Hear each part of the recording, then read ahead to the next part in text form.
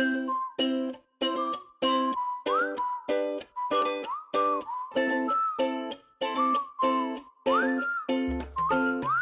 everyone, happy Monday, and I hope you all had a great weekend. On Friday we heard from Peter from Black Rabbit Espresso, and he told us all about his tiny business, which is located at Red Hill in Brisbane. So it's a tiny espresso van.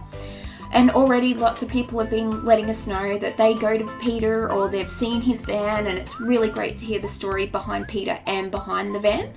So this episode is just a brief one, and it's Peter telling us all about the van's specifications. So he'll give us little insights into how he and Carrie, the builder, constructed it, any little tips they incorporated into the build, and the pictures on our Facebook group, which accompanied the episode release on Friday, will really help while listening to this. So you might hear him talk about the boxes that he's made, and there's actually pictures on our Facebook group of those boxes. So pop on there, have a look at the pictures while you're listening to it, and it'll really be a much more full episode for you. So I'll pass it over to Peter now, and I hope you all have a great week, and we'll catch up again on Friday. Bye everyone.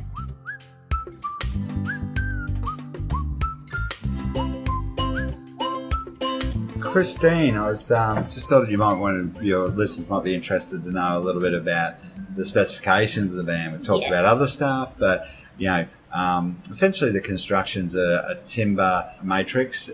You've seen photos of the construction. It's then a plywood with a fiberglass skin on the outside of it, so very similar to a caravan.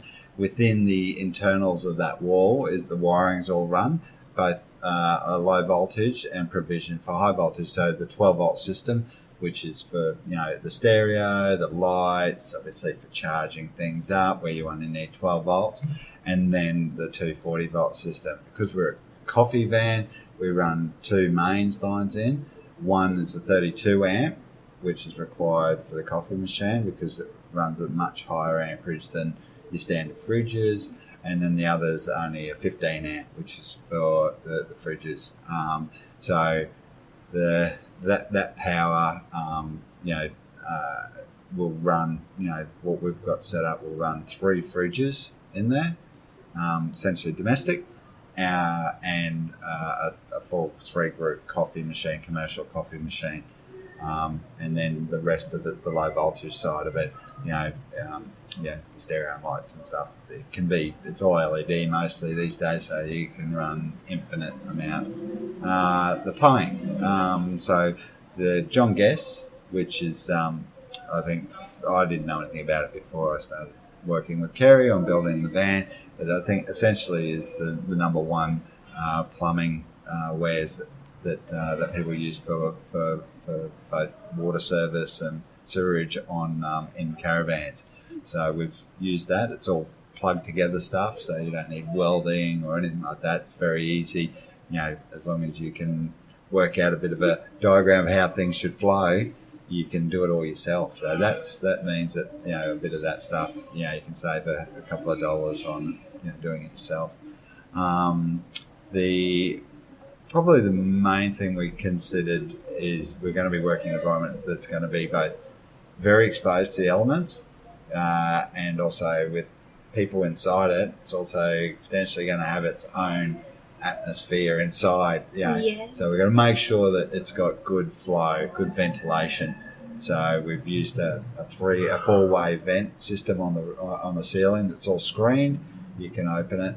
And then rear window at the back of the van, so which would be the rear of it, and then the front door entrance, instead of being on the side on a conventional van, it's actually across where the A-frame is, where the hitch is. So you use the hitch to step up. So things like that just give you a better use of space because we've got the full width of the side of the van for the awning. So that's that. From that side of it, we've got great insulation that we've put all foam through it as part of that construction, and now we've got great ventilation that allows heat from the coffee machine to rise out, and then we can control the atmosphere inside by closing windows and doors. So probably the final thing is about the weight and why I chose the construction that we've got. So that weight is critical, depending on whether or not you want to go for a brake system or a dual, wheel system. So we've kept the weight of the van total under 750. It was key that it did, so that we didn't have to have additional braking system. One, to save money. Two, this van was going to be put on site and be fairly permanent. But at the same time, if I decide to sell it or whatever, I needed it to be compliant, for on-road. Mm-hmm. And to be on-road without brakes, then you can't exceed 750 kilograms. So that was why we made sure that it was. And I also wanted it only to be a single axle too, for manoeuvrability, and I didn't really need to have a dual axle when I'm not using it. So that was pretty much where we came to some decisions on what I said. I needed under 750, and he said, I reckon we can do it. So we managed to do it. The timber construction, all the foam, everything's super light. So there's very little metal other than what's in the chassis. The rest of it's all, bits of glue and timber and sheeting. I'd love to obviously, give Kerry a great plug. It's a secondary thing. It's not really a business that he's got up and running. But by all means, I'm trying to, give people, an option here that they could have a chat with him, and he may have a solution. He may do it himself, or potentially be able to give some advice.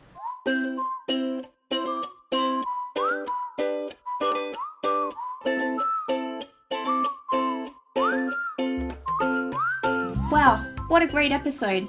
I would like to thank you for listening, and I really hope you enjoyed this week's discussion. I would like to now invite you over to our exclusive Facebook group, where you as our listeners will be able to interact with us, each other, see photos and additional extras that accompany each episode, and be the first to know what we have coming up.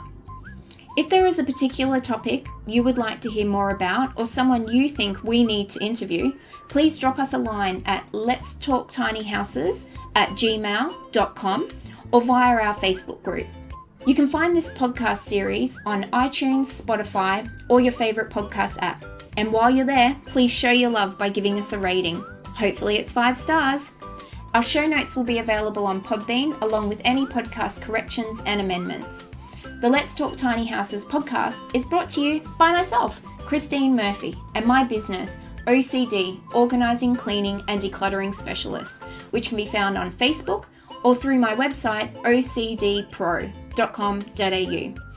I would like to thank all my co-hosts for their amazing contributions, and Joanne Helder for editing all our audio and making it sound so fabulous. Until next week, please take care and enjoy yourself.